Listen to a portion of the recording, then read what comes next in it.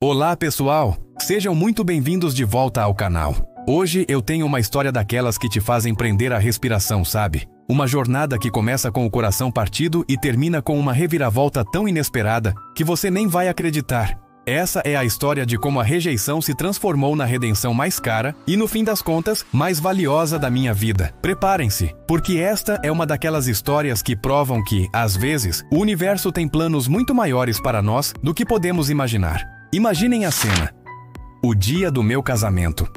O vestido branco, impecável, pesava mais do que eu imaginava, não pelo tecido, mas pela expectativa. A igreja, decorada com tanto carinho, estava pronta para receber nossos convidados. Eu estava ali, à espera, e o altar estava vazio.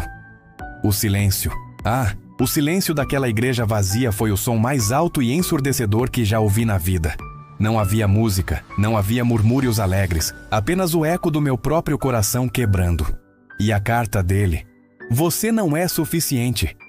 3 palavras, apenas 3 palavras, mas que tinham o poder de estraçalhar quem eu pensava que era. Foi um golpe, uma ruptura tão profunda que parecia que eu nunca mais me recuperaria. A dor era física, mental, emocional. Eu me sentia perdida, sem chão, sem direção. Como poderia seguir em frente depois de algo assim? Aquele dia marcou o início de uma jornada que eu jamais poderia ter previsto. O tempo, dizem, cura todas as feridas, mas naquela época parecia que ele só as aprofundava. Os dias se arrastavam, as noites eram longas. Eu vivia num nevoeiro de tristeza e autoquestionamento. Eu me perguntava o que havia de errado comigo, o que eu poderia ter feito diferente. As palavras "você não é suficiente" ecoavam na minha mente como um mantra cruel. Mas, aos poucos, como um raio de sol tentando atravessar as nuvens mais densas, uma pequena chama de resiliência começou a surgir. Eu decidi que, se eu não era suficiente para ele, eu seria suficiente para mim. E essa decisão, por mais pequena que parecesse na altura, foi o primeiro passo. 1 ano se passou desde aquele dia no altar.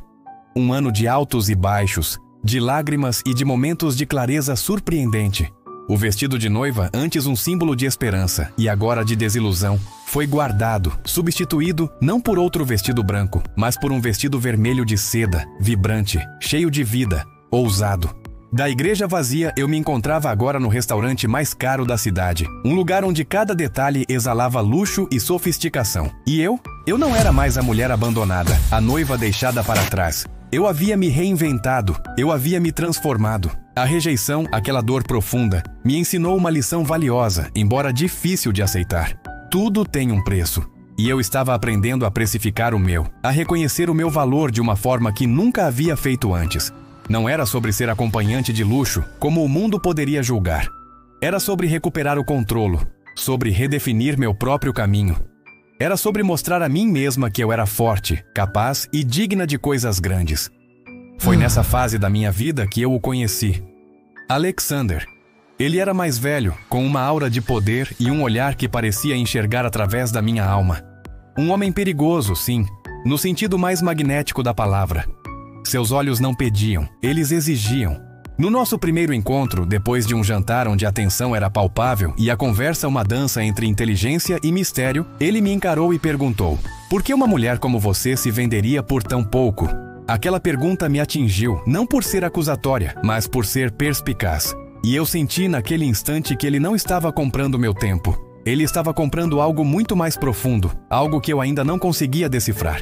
Ele estava comprando minha alma, ou talvez, a possibilidade de me ajudar a encontrá-la novamente. A proposta de Alexander foi chocante.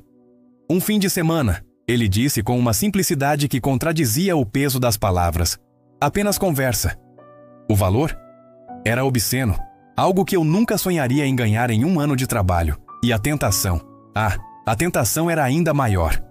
Eu olhei para aquele envelope, grosso, cheio de notas, e vi não apenas dinheiro, mas um vislumbre de algo mais. Vi minha dignidade, que eu sentia ter sido roubado no altar, e vi a promessa de liberdade, de uma nova chance, de uma fuga da minha realidade. Era um dilema que me consumia. Qual eu escolheria? A dignidade que me parecia tão frágil ou a liberdade que parecia tão tangível naquelas notas? No fundo, eu sabia que a liberdade era a chave para reconquistar minha dignidade. E assim tomei a decisão. Uma decisão que mudaria tudo. Chegamos ao hotel. um lugar de luxo discreto, onde cada detalhe sussurrava exclusividade. A conversa, inicialmente, foi exatamente como ele prometera. Apenas conversa. Falamos sobre vida, sobre sonhos, sobre decepções, sobre arte, sobre tudo e nada. Ele me escutava de uma forma que ninguém nunca havia escutado. E eu, pela primeira vez em muito tempo, me senti vista, ouvida, compreendida. Mas em algum momento, a máscara que eu usava, a fachada de mulher forte e inabalável que eu havia construído, começou a ceder. E ele percebeu. No quarto de hotel, ele quebrou. Cansei de pagar para você fingir. Rugiu, suas palavras carregadas de uma verdade brutal. Suas mãos nas minhas costas, urgentes, mas não violentas. Quero a verdadeira você. A quebrada. A com raiva. E naquele momento, quando ele me beijou com uma intensidade que incendiava cada célula do meu corpo, eu me rendi. Rendi-me à verdade. Eu queria estar ali. Eu queria ser vista. Eu queria ser amada. Não pelo que eu fingia ser, mas por quem eu realmente era, com todas as minhas cicatrizes e todas as minhas dores. Foi um beijo de aceitação. Um beijo de cura.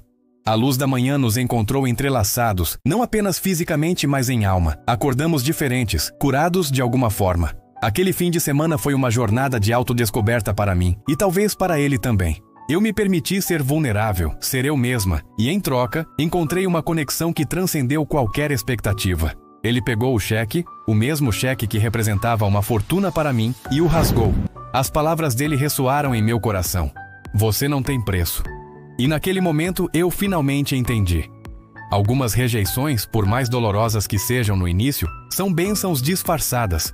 Elas nos forçam a olhar para dentro, a nos reinventar, a encontrar um valor que o mundo exterior não pode dar, nem tirar. Eu não era mais a mulher que ele havia comprado. Eu era a mulher que ele havia ajudado a descobrir o próprio valor inestimável. Pouco tempo depois, meu ex-noivo, aquele que me deixou no altar, me encontrou na rua. Ele me olhou de cima a baixo, surpreso, e disse: "Você mudou." Eu sorri, um sorriso genuíno, cheio de sabedoria e paz. "Sim", respondi. "Mudei. Aprendi que não preciso ser suficiente para ninguém, apenas para mim mesma." E continuei andando com a cabeça erguida, com um passo firme e um coração leve. Porque a mulher que ele deixou no altar, aquela mulher já não existia mais. Eu era nova, forte, completa. E essa é a lição que eu quero compartilhar com vocês hoje, meus queridos amigos. A rejeição dói, sim, e muito. Mas ela também pode ser um catalisador para a maior transformação da sua vida. Às vezes, o universo remove pessoas e situações do nosso caminho para abrir espaço para algo muito maior e melhor. Nunca permitam que a opinião ou a decisão de outra pessoa defina quem vocês são ou o seu valor. Vocês são suficientes, inteiros e dignos de amor e felicidade, exatamente como são. Se esta história tocou o seu coração ou te inspirou de alguma forma, por favor, deixem seu like, compartilhem com seus amigos e se inscrevam no canal para não perderem nenhuma das nossas próximas histórias e reflexões. A sua jornada é única e valiosa. Um beijo enorme e até a próxima. Tchau!